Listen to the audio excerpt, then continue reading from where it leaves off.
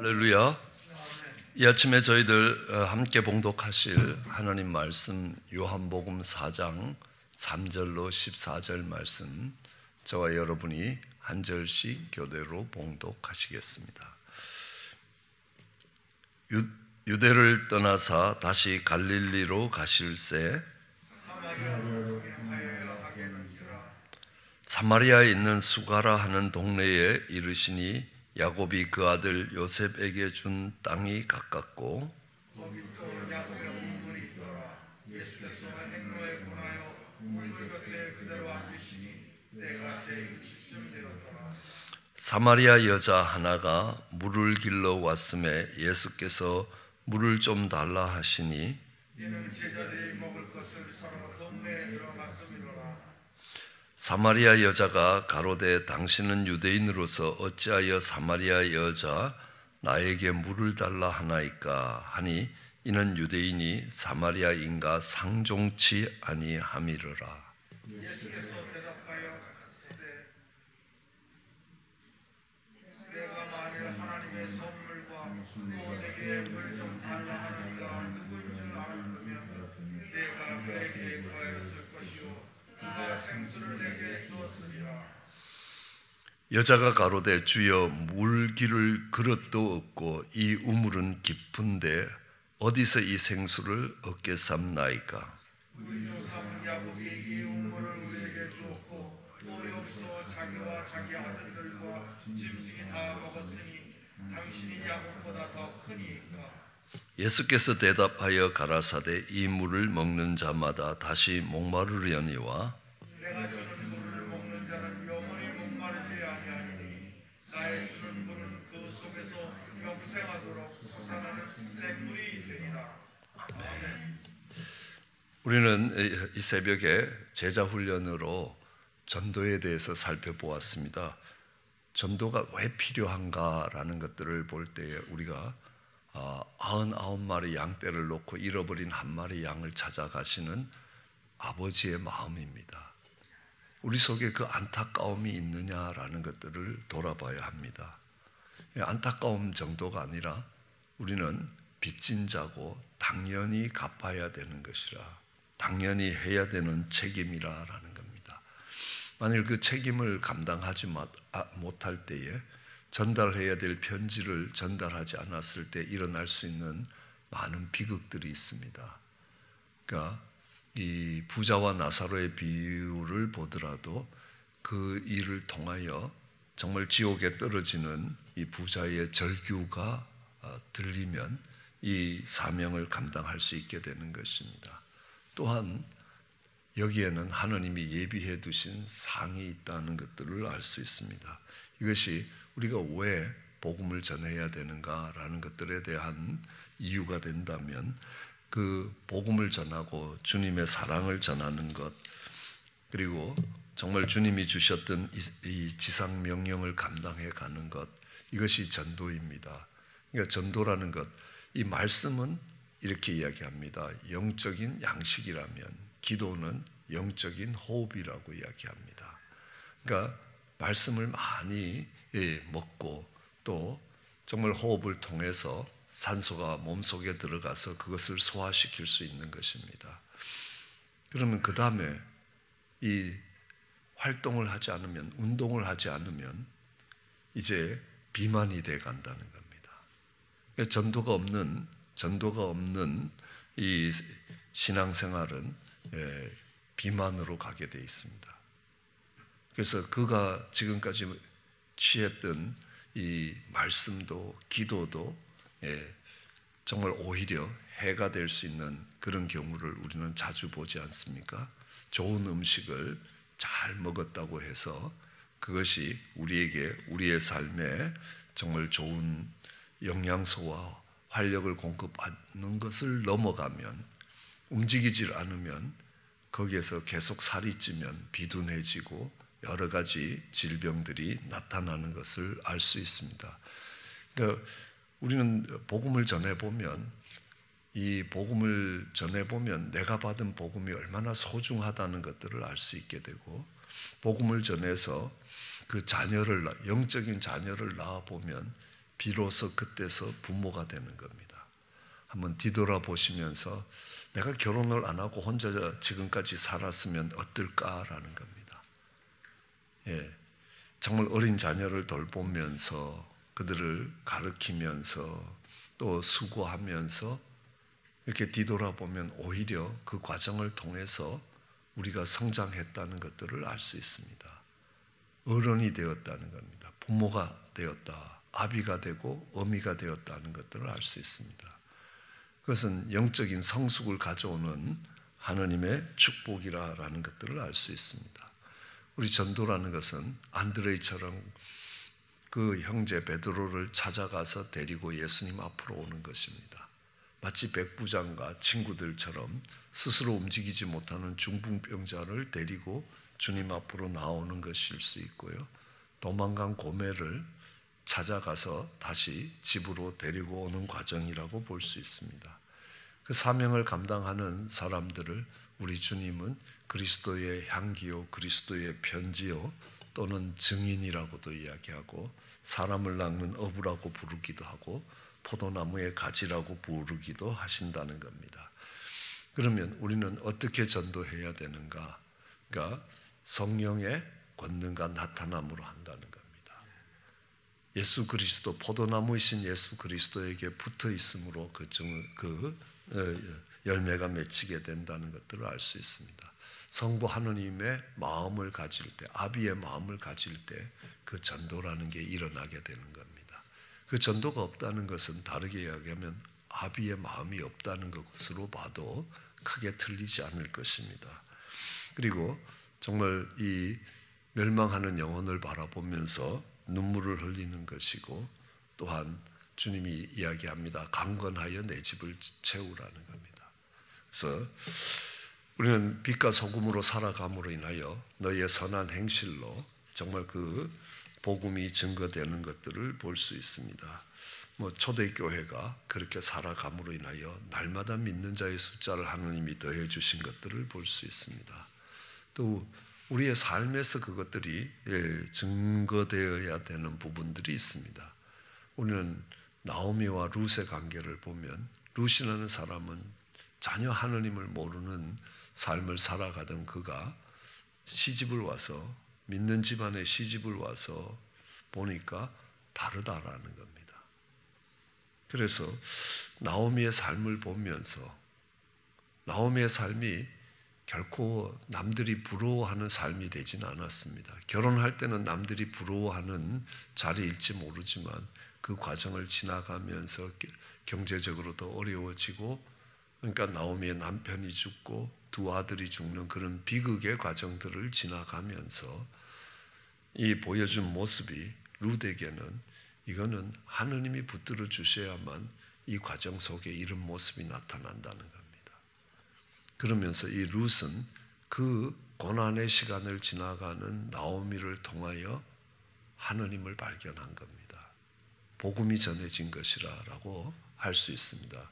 그렇게 삶 가운데 그런 그리스도를 닮아가는 모습들이 있을 때에, 특별히 고난의 십자가를 지고 지나갈 때에 그것을 지켜보던 수많은 사람들이 예수님이 계시기 때문에, 예수님의 능력으로, 그리고 너희가 서로 사랑하고 서로 연합함으로 인하여 그곳에서 영생을 명하셨고, 서로 사랑하면 세상의 모든 사람들이 너희가 내 제자인 줄 알 것이다 라는 것들을 이야기하십니다. 오늘은 이 어떻게 전도가 돼 가느냐라는 것으로 마무리하고자 하는데, 오늘 예수님이 어떻게 수가성의 여인에게 다가가시는가. 수가성의 여인, 오늘날로 보면 아마 모슬렘들에 가장 가까울 것입니다. 지역도 그렇고 비슷한 부분을 공유하고 있는 것 같지만 굉장히 적대적인 이런 관계 속에 참된 복음이 어떻게 전해지는가라는 것들을 우리는 여기서 배울 수 있을 것입니다. 오늘 요한복음 4장은 많은 것들을 배울 수 있습니다. 그러니까 특별히 이 요한복음 4장에 이 풀러신학교의 우드베리 교수님이라고 있었습니다. 지금은 이제 정년퇴임을 하셨는데요.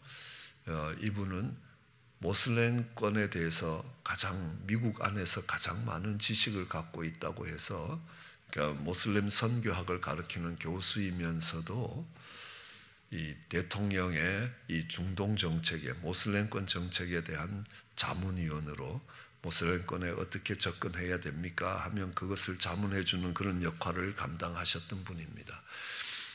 그러니까 이분이 이 요한복음 4장에 이 예수님이 수가성의 여인을 찾아가는 것들을 통해서 어떻게 모슬렘권에 복음이 들어갈 수 있는가라는 데 대한 논문을 썼습니다. 하느님의 손이라고 하는 제목의 논문을 썼는데, 저는 그 논문을 수백 편 카피해서 여러 친구 목사님들한테 나눠주기도 했습니다. 이렇게 복음이 전해져야 된다라는 것들을 이야기하는 겁니다.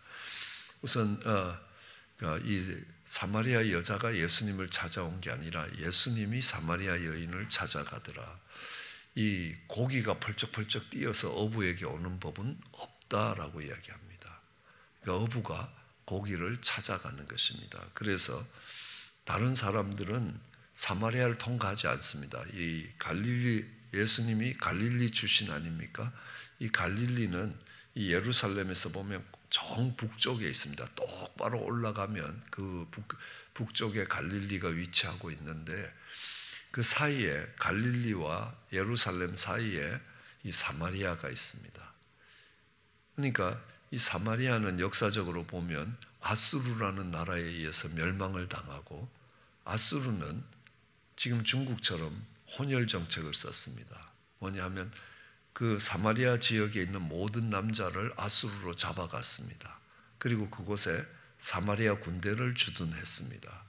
그래서 이 사마리아가 아수르에 의해서 멸망당한 뒤에 태어나는 자녀들은 다 아버지가 유대인이 아니라는 겁니다. 아버지가 이스라엘 사람이 아니라, 그래서 이스라엘 족보법이 달라지는 것들을 봅니다. 그러니까 족보법이 달라지는 것은 엄마 아버지가 유대인이면 당연히 자녀는 유대인입니다. 그러나 엄마 아빠 중에 한 사람이 유대인이 아닐 경우에 아버지가 유대인이 아니더라도 어머니가 유대인이면 그 자녀들은 유대인입니다. 이런 유대인을 여러분들이 이야기하는 에슈케나지라고 부르고 있습니다. 유대인들 중에 아버지가 이스라엘 사람이 아닌 사람들, 유대인이 아닌 사람들은 에슈케나지라고 키신저에서부터 여기 미국에서 여러분들이 익숙하게 듣는 사람들은 거의 대부분이 에슈케나지에 속하는 사람들입니다. 어쨌든 그런 족보법이 바뀌는 비극이 있는데, 이 유대인들 사회에서는 그 사람들을 개 취급을 했습니다. 그래서 사마리아 땅을 밟지도 않았습니다. 그래서 갈릴리를 가야 된다면 옆에 요단강이 흐르고 있는데, 이 요단강을 건너서 북쪽으로 올라가서 다시 요단강을 건너서 갈릴리로 들어간다는 사실입니다. 그러니까 사마리아 땅을 밟는 것도 재수없게 생각하는 겁니다. 그러니까 거기 있는 사람을 만나는 것도 당연히 재수없게 생각하는 겁니다. 같이 상종하지를 않는다, 같이 놀지를 않는다는 겁니다. 그런 상황에서 예수님이 이 사마리아를 통과해야 되겠다 하시면서 갈릴리를 떠나가실 때, 유대를 떠나서 다시 갈릴리로 가실 때, 이제 올라가는 길에, 그러니까 사마리아를 동행하여야 하겠는지라. 그러니까 예수님은 의도적으로 그 사마리아를 찾아가시는 것들을 봅니다. 그래서 그 우물가에 갔는데, 우물가에 물길로 온 여자가 있습니다. 6절에 보면요, 제 6시쯤 되었더라라고 이야기합니다. 이 히브리 사람들의 시간 개념을 한번 생각해 볼 수 있습니다. 히브리 사람들의 시간은 히브리 사람들의 시간 개념이기도 하고 우리 성경이 이야기하는 시간의 개념이기도 합니다. 그래서 이 사람들은 밤 12시부터 1시, 2시 해서 밤 12시가 오고 다시 1시, 2시 해서 이제 오전과 오후로 나누는 우리 시간대 아닙니까? 지금 우리가 사용하는 시간대하고 조금 다릅니다. 왜냐하면 이들은 12시부터 12시까지가 아니라 6시부터 6시까지입니다. 그럼 12시부터 12시라는 이 시간대는 무엇을 의미하겠습니까? 언제부터 이 시간대가 나누어졌는지 잘 알 수 없지만 이 세상이 사용하는 그 시간대는 어둠에서 시작합니다. 그래서 아침 해가 뜨고 밝아지기 시작합니다. 그래서 정오가 되면 가장 밝은 해가 뜨고 이제 점점 그 해가 기울어져서 이제 어둠이 다시 찾아오기 시작합니다. 그래서 어둠이 짙어지면 그의 하루의 삶이 끝납니다. 그러니까 어둠에서 시작해서 반짝 빛을 통과하지만 다시 어둠으로 끝나는 겁니다. 그렇지만 이 성경의 시간대는 하루를 어떻게 보냐면 일몰투일몰으로 보는 것입니다. 그러니까 저녁 6시부터 6시까지를 다시 저녁 6시까지를 하루로 보면요 어떻게 되겠습니까? 어둠이 찾아오기 시작합니다. 점점 어두워지기 시작합니다. 온 땅이 어두워지다가 다시 빛이 다시 돌아오기 시작합니다. 그리고 그 빛 가운데서 하루가 끝난다라는 것입니다. 그러니까 이 시간의 개념이 전혀 다르다라는 것들을 우리는 알 수 있습니다. 그래서 이 사람들은 하루를 기준으로 할 때 일몰을 기준으로 합니다. 정확한 시간에 시계나 이런 게 없었을 때 그들은 해가 지면 하루가 갔다라고 이야기를 하는 겁니다. 그래서 일몰투일몰인데요. 이 6시부터 아침 6시부터 저녁 6시까지를 그러니까 아침 6시부터 7시까지가 일시입니다. 그 다음에 그러니까 7시부터 8시까지가 2시 이렇게 되니까 낮이 12시간이 됩니다. 그리고 밤은 1시, 2시를 하지 않고 4개로 나눕니다. 3시간씩을 묶어서 1경, 2경, 3경, 4경 이렇게 되기 때문에 밤은 4번을 나누어서 1, 2, 3, 4경으로 하고 낮은 1시간대로 나누어서 1시, 2시 해서 오늘 그러니까 6시라면 6시부터 6을 더하면 낮 12시가 되는 겁니다. 이게 굉장히 중요한 게 저희가 일부 예배를 드릴 때에 우리 세상에서 사용하는 시간에 토요일 6시가 되는 겁니다. 그렇죠? 그건 뭐냐 하면 하나님의 시간대에서는 이 새날이 시작한 첫 시간이 되는 겁니다. 그래서 예배를 하나 더 할 때에 주일날 저녁에 할 것인가 그러니까 토요일 저녁에 할 것인가 성경적인 시간대로 보면 토요일 저녁이 훨씬 더 성서적이라는 겁니다. 저는 처음 약 한 30년 되는 정확하게 28년 되는 처음 신학교를 들어가서 교수님을 만났는데 그 교수님이 자기는 토요일 저녁에 예배 보고 일요일 하루 종일 책도 읽고 그렇게 시간을 보낸다고 그래서 그때는 고개를 갸우뚱거리면서 저분이 다니는 교회가 진짜 정통적인 교회인가 이단인가 이렇게 안식교를 다니나 이렇게 고개를 갸우뚱했습니다. 그런데 그때 이제 그 교수님이 그걸 쭉 설명하면서 그게 훨씬 더 성서적이라 그러는데 머리로는 이해가 되는데 가슴으로는 별로 안 와닿았습니다. 그러나 지금 우리 삶에서도 현실이 되어 있는 모습들을 봅니다. 어쨌든 이 여인은 이렇게 낮 12시에 물을 기르러 옵니다. 여러분 이 중동 땅은 이 LA하고 기후가 비슷하지만 LA보다 훨씬 더 덥다는 걸 우리가 잘 알 수 있을 겁니다.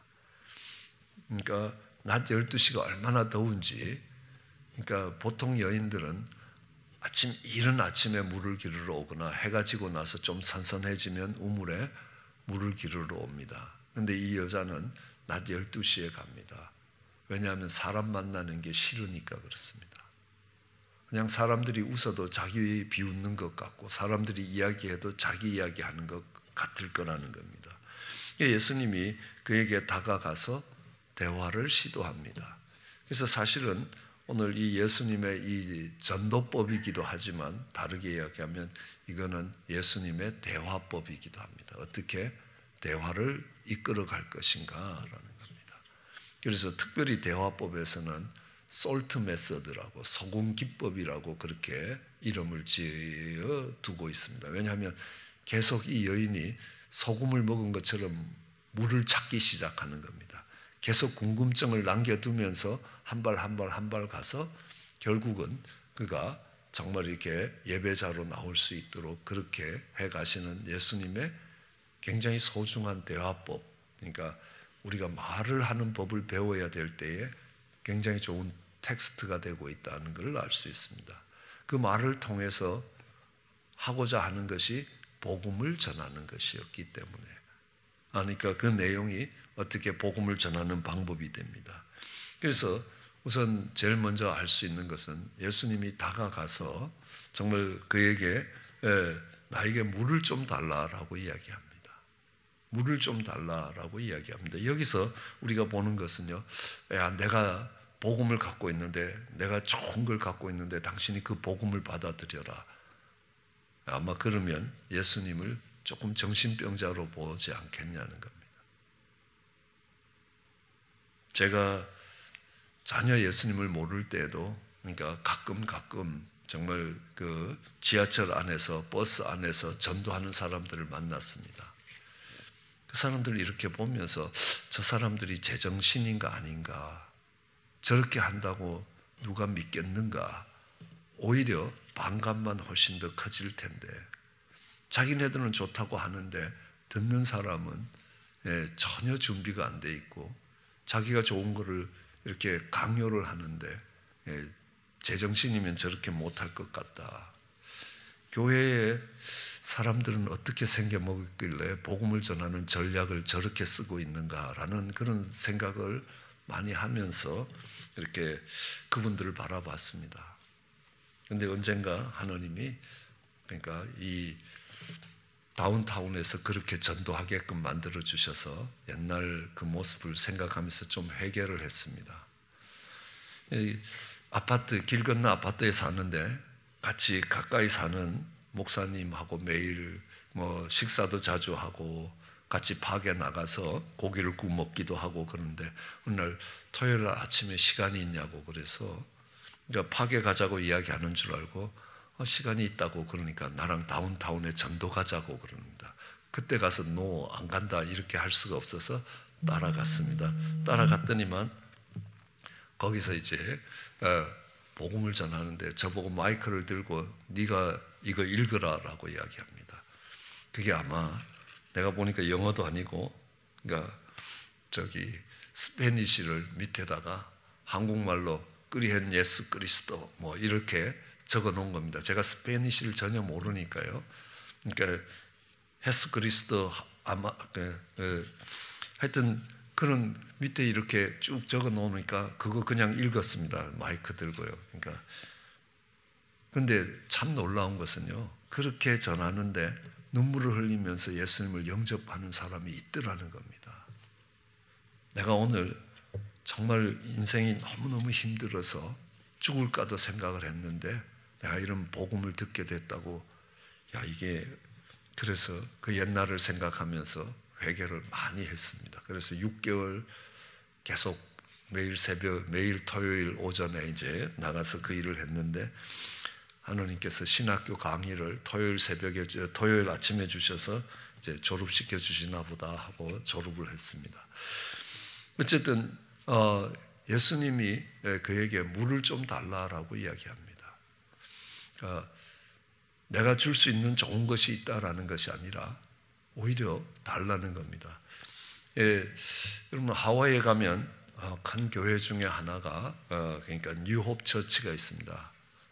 웨인 코데로 목사님이 있는데 교회를 개척하면서 사람들에게 자기 집에 와서 저녁 식사를 같이 하자 하면서 복음을 전하기 위해서 그들을 초청하고 구역 예배로 오라고, 셀 교회로 모임에 오라고 해도 아무도 안 오더라는 겁니다. 그래서 왜 안 올까? 와서 그냥 잘 얻어먹으면 다음에 한번 사줘야 된다라는 빚진 개념이 생길까? 그래서 전략을 바꾸었다는 겁니다. 내가 오늘 우리 집에서 소그룹 모임을 해야 되는데 조금 일찍 와서 내가 준비가 부족한데 차코를 비워서 고기를 좀 구워줄 수 있냐고. 오케이, 내가 도와주겠다고. 야, 오늘 이거 식사 준비를 해야 되는데 이 음료수를 못 샀으니까 혹시 올 때에 조금 이 마실 수 있는 콕이나 스프라이트 같은 걸 좀 사서 올 수 있겠냐고. 그러니까 그럼 내가 그거 사다 주겠다고. 그래서 당신은 칩을 좀 사다 줄 수 있냐고. 칩 사다 줄 수 있다고. 그러니까 다 오더라는 겁니다. 그러니까 내가 뭔가 좋은 걸 주는 것이 아니라 그 전도 전략을 이 요한복음의 4장에 나오는 순서대로 따라간 겁니다. 그러면서 많은 사람들이 주님께 돌아와 지금 하와이에서 정말 아주 훌륭한 교회를 이끌어가고 있는 것들을 봅니다. 그렇죠? 그리고 이야기합니다. 당신은 왜 유대인이 상종을 안 하는데 왜 나를 상종합니까? 그러니까 네가 누군 줄 알았으면 나한테 물을 달라 그랬을 것이다. 당신 누군데요? 이렇게 묻지 않고 어떻게 이 우물이 깊고 물 기르는 것도 없는 당신이 어떻게 물을 줄 수 있느냐? 그러니까 그 다음에 내가 이렇게 주겠다라는 대답이 아닙니다. 그렇죠? 내가 주는 물을 먹으면 너는 영원히 목마르지 않을 것이다 라고 이야기합니다. 사실은 두 사람이 대화를 하는 걸 보면요, 굉장히 재미있습니다. 이게 동문서답을 서로 계속하고 있습니다. 그렇죠? 근데 예수님이 하시는 많은 동문서답이 있습니다. 그건 뭐냐 하면 그 사람의 어썸션을 공격하고 있습니다. 그러니까 예를 들면 찾아와서 내가 어떻게 하면 주의 일을 할 수 있습니까? 그러니까 부자 청년이 예수님을 찾아와서 이야기합니다. 내가 어떻게 하면 영생을 얻을 수 있겠습니까? 그죠? 내가 어떻게 하면 선교를 잘할 수 있겠습니까? 이런 질문을 하는 사람들을 볼 때에 예수님이 어떻게 보셨습니까? 이 사람 영생에 관심이 있다 이렇게 보시지 않았습니다. 내가 어떻게 하면 영생을 얻을 수 있습니까? 라고 묻는 이 부자 청년에 있어서요, 내가 할 수 있는 능력이 나한테 있는데 방법을 모른다. 그러니까 당신이 어떻게 하면 되는지 그 방법을 좀 가르쳐주면 내가 그렇게 해서 내가 영생을 얻을 것이다 라는 겁니다. 그의 잘못이 뭡니까? 그 영원한 생명을 네가 얻어낼 수 있는 게 아니다라는 겁니다. 하나님이 주셔야 되는 것이지 네가 얻어내는 게 아니잖아. 쉽게 이야기하면 이 사람의 교만은 하늘을 찌르고 있는 것입니다. 그 비슷한 것이 늘 소개하지만 제가 예수 믿은 지 4개월 됐을 때 우리 목사님이 너 새벽에 그러니까 간증 설교를 하라고 이야기합니다. 아이고 목사님 제가 어떻게 합니까? 이렇게 이야기하니까 그 다음에 우리 목사님 말씀이 너 참 교만하다 이렇게 되는 겁니다. 나는 못합니다 라는 것들이요. 나는 그럴 능력이 없다라는 겁니다. 그것도 교만이 되는 이유가 뭡니까? 내가 가진 능력으로 이걸 하고 안 하고를 결정할 것이다라는. 하나님이 주시는 은혜와 성령의 권능을 따라서 이 일을 감당하는 게 아니라 나는 내 힘으로 해내야 되겠다라는 겁니다. 네가 그런 애티튜드를 가지고 그런 자세를 가지고 그런 태도를 갖고 제대로 된 신앙생활을 할 수 없다라고 이야기합니다. 내가 어떻게 하면 영생을 얻고 내가 어떻게 하면 하나님의 일을 할 수 있겠습니까? 그렇게 예수님께 물으러 온 사람들이 있습니다. 그러니까 예수님이 뭐라고 이야기합니까? 하나님의 보내신 자를 믿는 일이 네가 할 수 있는 일이다. 그러면 그 하나님의 보내신 우리 주님이 그 하나님이 보내신 성령님이 그 일을 해가실 것이다 라는 겁니다. 그런데 그 힘이 나한테 있다는 걸 전제로 하고 얘기를 하고 있다는 겁니다. 그 전제가 잘못됐다는 것들을 이야기하고 있습니다. 그러니까 복음에서 어떤 논쟁이 필요하지 않고 정말 그들이 갖고 있는 그들의 삶을 묻고 있는 것이 무엇인가라는 것들을 보면서 그것들을 하나씩 하나씩 끌어가는 그 예수님의 모습들을 볼 수 있습니다. 그죠? 결코 우호적이지 않는 그 여인의 말에 뭐 이런 게 다 있냐 이렇게 이야기하지 않고 오래 참고 계시는 것들을 봅니다. 그리고 그 여인 속에 관심이 어디에 있느냐 그 관심을 이 여인은 지금 골치 아픈 게 물길로 오는 겁니다. 그렇죠? 대낮에 물길로 오는 게 얼마나 힘들겠습니까? 그러니까 그 문제들이 해결될 수 있다라고 이야기합니다. 그러니까 기가 번쩍 뜨이죠. 그죠? 자녀들 문제로 고통하는 사람에게 자녀들 문제를 해결할 길이 있다. 그럼 그게 복음입니다. 그렇죠? 그죠? 그 일을 하시는 주님을, 그 일을 통해서 주님을 만날 수 있는 것이라는 겁니다. 그래서 그 여인의 관심을 이끌어내는 겁니다. 그렇죠?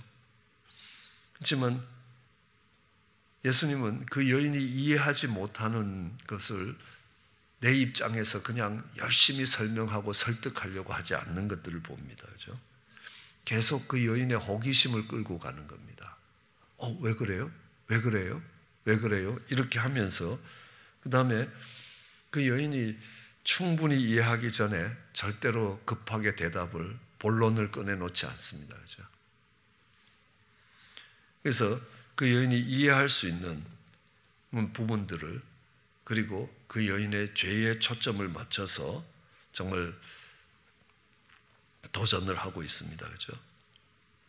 그리고 저 사람들은, 당신네들은 예루살렘 사고 우리는 여기서 예배 드리는데, 그런 논쟁에 휩싸여 가지 않습니다. 피해 갑니다. 그렇죠? 그리고 그 여인이 원하든 원치 않든 끝에 가면 본질적인 내용을 강조하고, 그리고 그 여인에게 도전을 했습니다. 그러니까 그 여인이 내가 메시아를 만났다, 내가 주님을 만났다 하면서 물동이를 버려두고 전도자가 되더라는 겁니다. 그 자리에서 전도자가 되더라는 겁니다. 사람들 눈이 귀찮아서, 사람들 만나는 게 싫어서 난 12시에 물길로 오던 여인이 자기 발로 사람들을 찾아갑니다. 그럼 사람들이 어떻게 생각합니까? 저 여자가 미쳤구나. 아니면 저 여자가 만난 그 메시아가 저 여인의 인생을 바꾸었구나라는 겁니다. 그러니까 로이드 존스 목사님이라고 유명한 설교가는 이렇게 합니다. 내가 복음을 전했는데 저 사람이 화를 내든지 예수를 믿든지 둘 중에 하나가 돼야지, 좋은 말씀 잘 들었습니다, 그럼 당신이 복음 전하는데 실패했다라는 겁니다. 왜요? 당신 바보처럼 살고 그렇게 살면 망한다라는 이야기를 하는데, 화를 내거나 삶을 바꾸거나 둘 중에 하나가 될 것이라는 겁니다. 오늘 이 수가성의 여인도 물동이를 던져두고 사람들을 찾아가는 모습들을 봅니다. 그렇게 사람 만나는 걸 싫어하던 그가 바뀌는 겁니다. 그 변화가 일어난 것이라는 겁니다. 복음이 전해졌다는 말씀이 될 겁니다. 그래서 오늘은 이 본문을 묵상하면서 어떻게 예수님이 그 복음을 전혀 모르는 수가성의 여인에게 전해가는가라는 그런 귀한 교훈들을 배울 수 있게 되기를 원합니다. 예수님 또 나다니엘을 만났을 때는 전혀 다른 방법으로 나다니엘에게 복음을 전한다는 겁니다. 똑같은 방법으로 모든 사람에게 하신 게 아닙니다. 나다니엘을 만날 때는 나다니엘에게 맞는 방식으로 접근해서 그에게 복음을 전했던 것들을 알 수 있습니다. 그래서 우리는 이 복음을 전해가는 데 있어서 그 하나님이 주시는 지혜가 꼭 필요하다는 겁니다. 그렇게 해서 아름다운 열매가 우리들의 삶에 풍성해질 수 있기를 주의 이름으로 축원합니다. 기도하시겠습니다. 사랑과 은혜가 많으신 하나님, 이 아침에 우리 주님이 수가성의 여인에게 하시는 모습들을 보며 우리가 어떻게 복음을 전해야 되는지를 배울 수 있게 은혜를 더하여 주시기 간절히 소원합니다. 감사합니다. 예수님 이름으로 기도드렸습니다.